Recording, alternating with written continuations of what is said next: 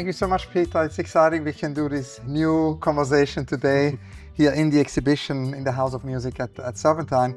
It's been a kind of a long process. We've been talking for many years about doing something together. We thought about a solo show of yours. We thought at a certain moment also of you curating a show for us at the Serpentine. And you always said that you're going to do it when you have the idea. And then all of a sudden things came together last year. So maybe we can talk about that, when this idea of a House of Music was born. Well, I must say it was quite spontaneous, and it was collaborative in some ways. As you say, I mean, I had thought about making an exhibition here, maybe a curated exhibition, maybe. I didn't really want to do a painting exhibition of my own work because I'd done one relatively recently in London. But when we came in to have a discussion about what it could possibly be, Ulrich, yourself, you'd just returned from Korea, and you mentioned you'd been to this audio museum called Audium. That made me start thinking about the type of sound and sound systems that I have an interest in. So anyway, I thought that maybe we could make an exhibition that involves sound, and it just started just through conversation really, and sort of throwing ideas back and forth, and what could it be? And so there's one room where you can sit, and you know, sometimes you even see people, I don't know, bringing the Sunday papers, or children doing their homework or drawings. It's very, very much used. And then I thought about my own experience of the studio becoming a kind of public space. And in Trinidad, every Thursday night for many years, I would turn my studio into a sort of a makeshift cinema, and I called it Studio Film Club. Push everything out off the floor and put the paintings against the wall, and then put out chairs. We had a bar there. People would come in with screen films, and then afterwards they'd stay and listen to music and have a drink and what have you. And it created this sort of social space, people meeting each other. I mean, I was, you know, new to Trinidad when I started this film club, and I did it with a friend from Trinidad who had a big group of friends. But, you know, as time went on and spread by word of mouth, like many, many people would come and return.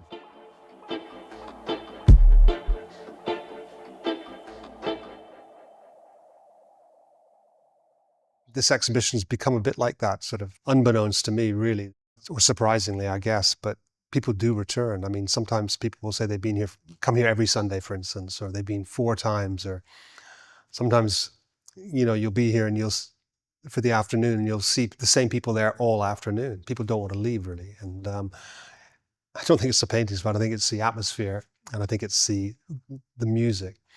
I think music, in a way, breaks down barriers and allows people to sort of look at things and experience, in this case, an exhibition in ways that they maybe have not before, really.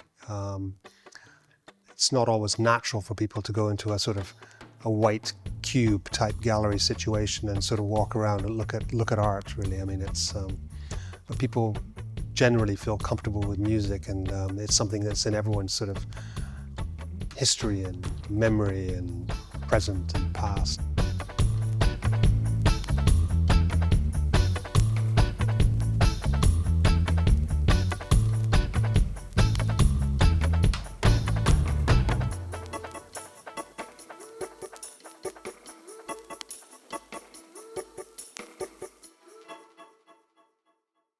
And one of the earliest paintings in the exhibition is Music of the Future. It has to do with a memory you had actually when you moved there of a certain scarcity of street lights, that there is a kind of a contrast almost between the lively activity there is and then the near total absence of light. Well, it struck me that when I first moved back to Port of Spain, that the central space, it's called the Savannah. It's a big open park, really, where there's, you know, traffic moves around it. The Carnival moves around it. People jog around it. Vendors sell food and drinks around it. So it's very much the sort of heartbeat of the city in many ways. But at nighttime, I mean, it's changed now, but at nighttime, you know, 25 years ago, there was hardly any light. I mean, certainly still the center of the Savannah is dark. So you have this very dark center of the city. It's quite a strange phenomenon, really. And so I kind of made a painting that slowly evolved of life around this, in my case, it's kind of a fiction really, because it's not the savannah, but the imagery all comes from the savannah.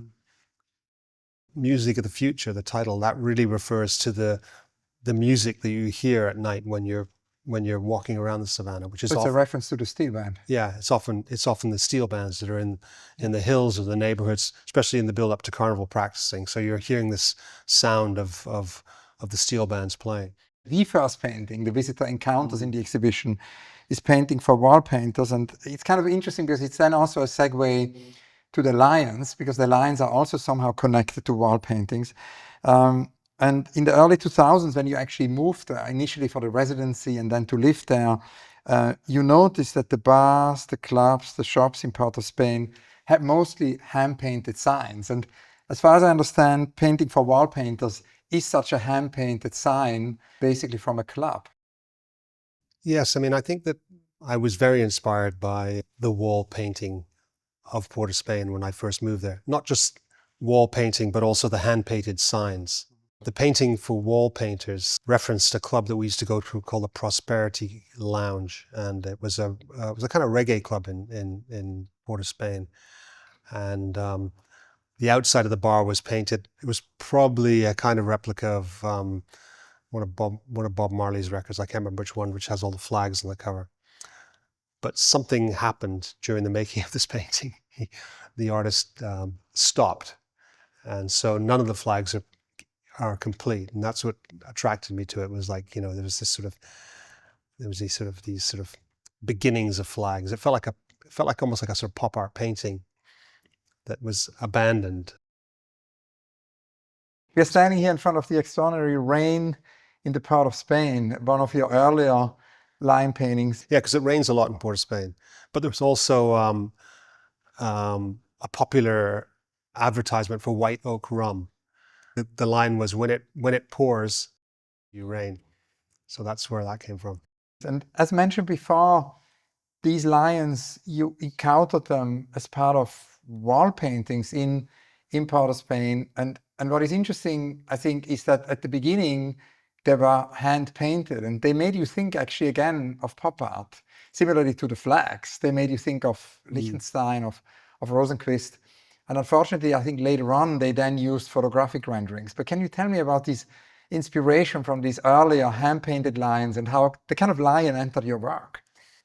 The lion entered my work really from a few things. Seeing the hand-painted Lion of Judah, really. There's many of them on the walls in Port of Spain. I mean, someone would be inspired. It was almost like painting Christ, really. You'd want to paint your head of Christ on a wall, maybe in a certain society, or your Virgin Mary, but I think more Christ-like in this case. And so you'd be driving through a rural village, and there'd be a wall in the village, and someone has painted the head of the Lion of Judah.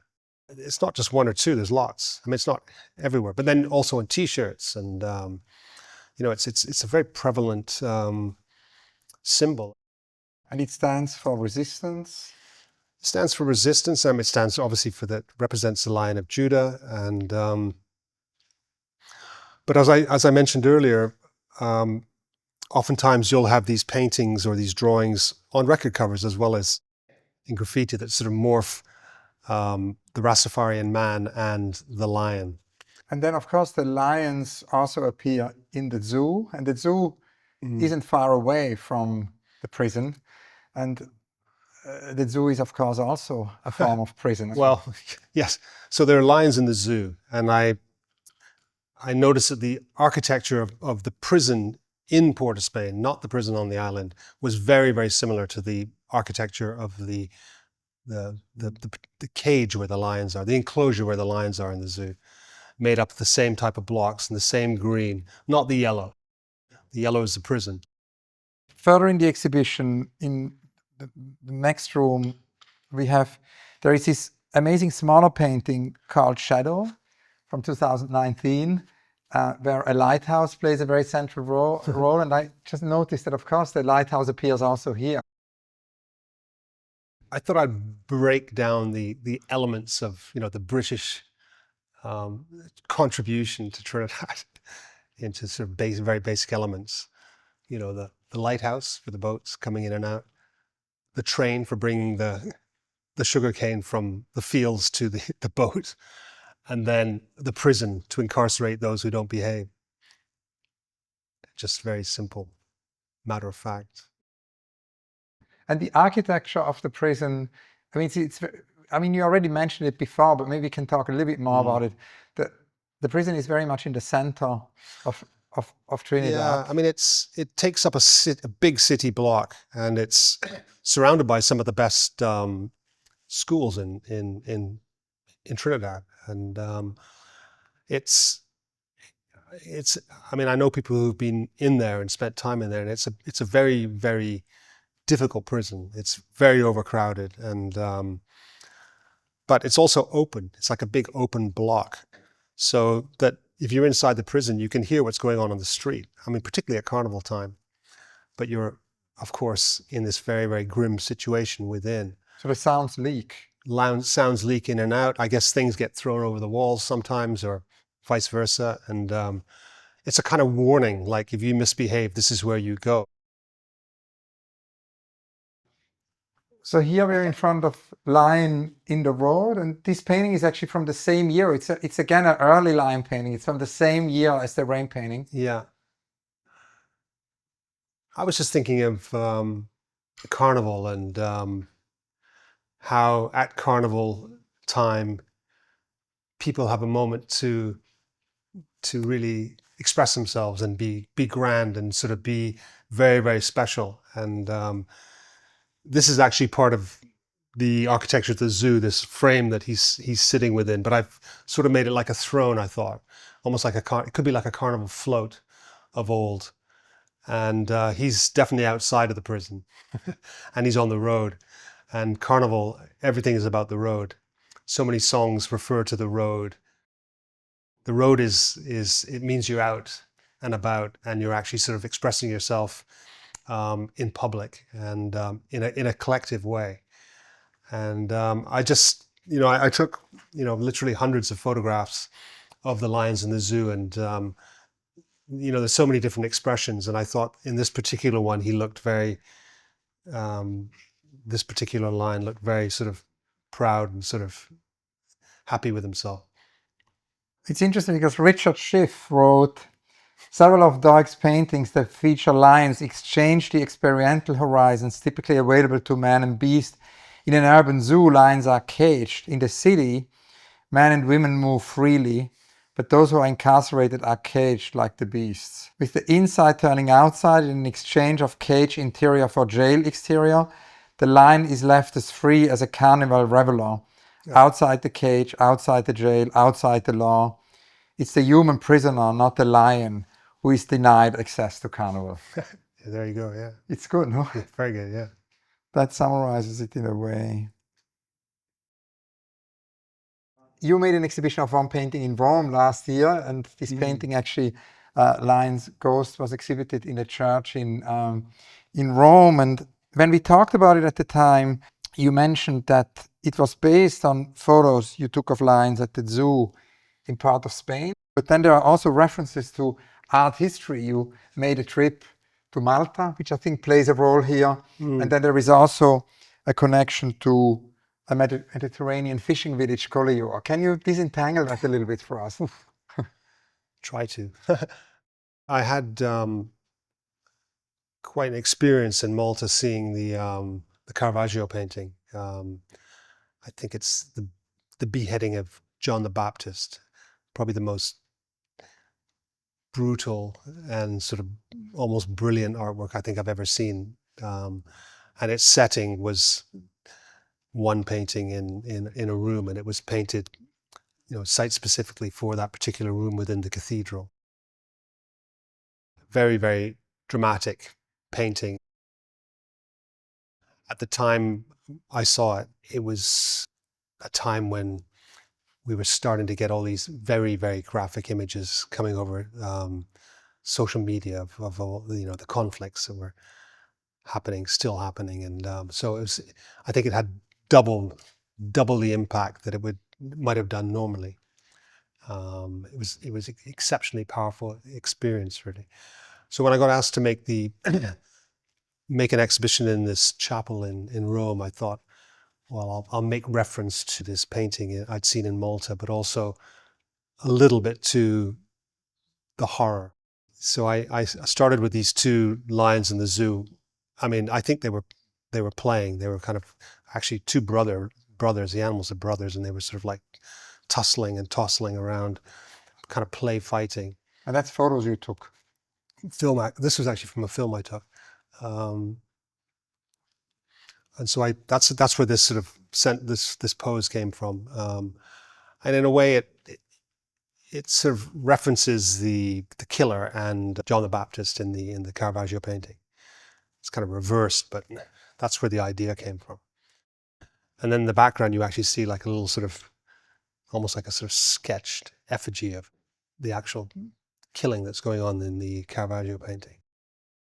And the color and the atmosphere I took from looking at sort of early Fauve paintings, and that's why I sort of used this village where Dera and Matisse had come from. So it's a sort of, on the one hand, it's quite a sort of placid scene and a beautiful place, but then on the other hand, there's something horrendous, awful, and very disturbing going on in the background.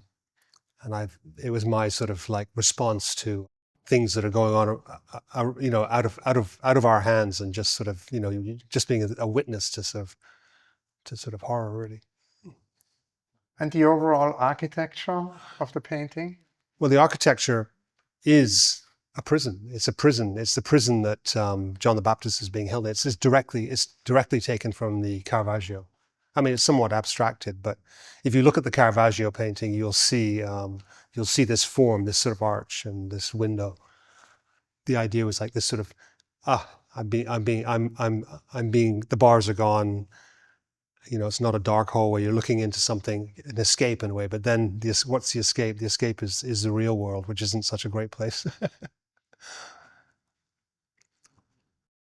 So here we are in front of Painting for a Poet, one of the most recent paintings in the exhibition. It was wet when it arrived here on the Monday before the opening. And I suppose with the poet, you mean Derek Walcott. The reason why I titled it as such was the first line painting I finished after we had been working on this book together. And he'd finished all his poems. He had written poems on about paintings that I'd made, and I sent him images of the new paintings I'd made post him finishing, and they were about to be exhibited in Venice, actually. And he then responded by writing 5 new poems, and one of them, which I found exceptionally moving, was the one where he talks about the Lion of Judah, and hearing the song "The Lion of Judah" being sung by the, as I think he said, the scrawny Salvation Army band in the town where he grew up in St. Lucia, Castries. And so in a way, this refers to the band, and this is like a kind of stage set of like a kind of Venice type place in a way. And so it was really me, in a way, looking at my new painting through the lens of what he'd written, and also sort of taking what I was talking about in the last painting about sort of recent events and sort of, this sort of bombed out city in the background, and just sort of this sort of just, where are we in a sense? And quite a sort of bedraggled lion who looks like he's, been in a battle or two and sort of surviving. One thing which I also wanted to ask you is the question about, we addressed it already in the written interview, but I think it's nice to do it again for the film, of when a painting is finished. I've always been very fascinated by that and discussed it a lot with painters. I mean, it's particularly interesting, I think, in relation to this painting, because we postponed the transport because it wasn't finished. And it was supposed to come here a week before the opening, and then it came a day before the opening. And also, I think your process, because I think I wasn't aware about that before, but through the exhibition, I became much more aware of the process of how you actually paint, and that particularly with the big paintings, you very often enter an extremely intense process. The days before an opening, where you actually don't leave the studio anymore. You spend weeks. It's unfortunate, but that's the way it seems it's always been. I mean, every one of these paintings has a similar story, actually, really. I mean, the ones from the past as well. I just can't, I can't finish anything until it has to go, it has to leave. And that becomes the, you know, the bye-bye, see you point. So it was literally the last minute. Yeah.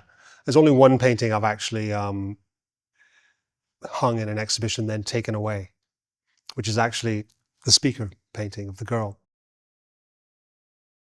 We hung it on the wall, and I said, no, it's not, it's not ready yet. And I actually took it away. It actually became the invitation for the party in its that form, existing form at that time. And then you changed it? And then I changed it. And what changed? Well, I mean, the whole landscape element came in. The girl became sort of more veiled. She was like a kind of carnival character, a girl who's at Carnival masquerading. Carnival is a time where, you know, people tend to wear a lot less on the street than they would in normal daily life. And the sound system is very important. The music is, it's a connection between music and body, I guess. And yeah. And the speakers, I remember you once told me that when you had a residency in 2000, it was with Chris O'Feely and Lisa Bryce. And obviously, Lisa Bryce will do an exhibition here. Yes. And he's 7. Andrew Miller too. There's 4 of us who went. Yeah, so it was Andrew Miller, Lisa Bryce, Chris O'Feely, and you were a residency in 2000. And I remember you told me that you came to Trinidad and the studios weren't ready. So you were kind of on the road and just driving, roaming. It was like a flânerie. It's this idea of the flaneur, but not on foot, but by car. You would sort of drive across the island, and whoever did not have to drive would always film. And sort of you would, during that time, you would somehow go also to clubs like the Marcus Club. And so that's where these speakers, can you tell us how that sort of happened? Because it seemed to have to do with these early experiences on the island. Well, I mean, as much urban experiences as well as you know, rural experiences. One of the striking visuals I remember was seeing a speaker stack, you know, this monolithic speaker stack in a landscape situation, which actually is not that uncommon to see. But when you're new, when your eyes are new, there was the phenomenon of someone standing on top of the sound system, trying to paint the idea of like sound coming out of these monolithic blocks that almost look like a sort of small sort of tower, building tower type thing. Yeah, it's like architecture. And it's actually, the title is Maracas, so it has the title of this club, no? Well, Maracas is actually is like the main sort of beach area close to the city, Maracas Bay. And did you already have speakers at the time, or? Myself? Yeah. I did, but they were nothing like this. I mean, these speakers are totally invented, really. But you know, you do see speakers that have. I mean, there's a lot of homemade speakers and speaker systems, and they have that self-made quality oftentimes, or they did anyway. Speaker systems are becoming more generic, sadly, but this was my take on the homemade speaker box. More intimate paintings in the show. There is a small painting called Two Girls, and here we have House of Clouds, one of the 3 paintings you did for the exhibition. And I mean, we spoke before about the fact that it's, in a way, It's of course a very public space here. It's a place where people can come and work, can hang out, can have conversations. But it's also an intimate space because I feel it's almost like people come to your studio. They actually experience, in a way, the situation of how you live and how you work. Well, this is actually my home in Trinidad. The balcony around my home. I mean, once upon a time there was a studio here, but it's become part of the house.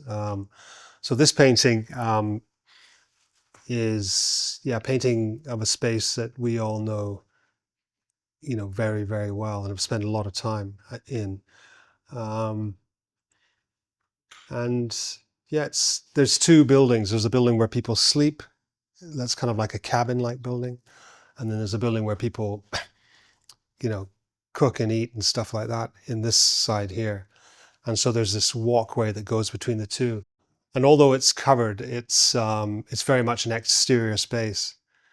And, you think of Trinidad as being a hot place. Yes, it is. But where this house is up in the hills, it's actually very cool, particularly at night. And the house is situated within what's called a cloud forest, not quite a rainforest, but the clouds literally come in. And so it's quite possible that you can't quite see across the room sometimes when when it gets very, very densely clouded. So I wanted to try and, in a way, paint that phenomena, but also in a way, sort of represent a certain mood of the people passing through this space. And there's this bird.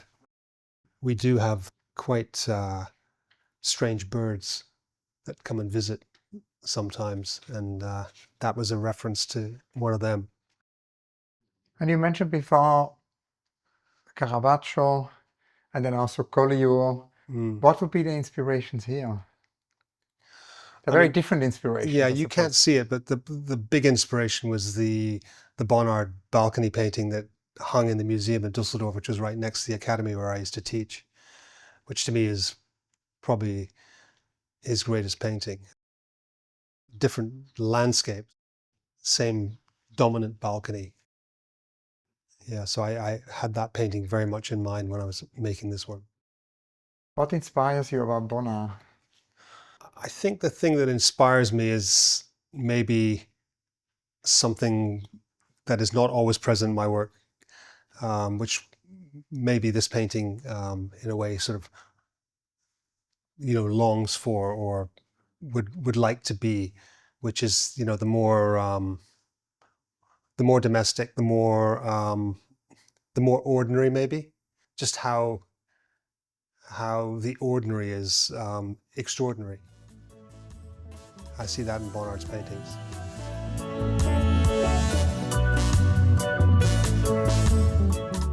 This interior space that we've created here, I think that maybe it was a very obvious thing to do. I don't know why I hadn't thought of it before, really, because a friend said that he can remember coming to my studio and at night and then lying on the floor listening to music, and paintings were being made and paintings were around the room. It's very normal in a way for us, for artists. Pretty much, I don't think it's unusual at all for artists to listen to music when they're making work. In fact, I think it's the norm.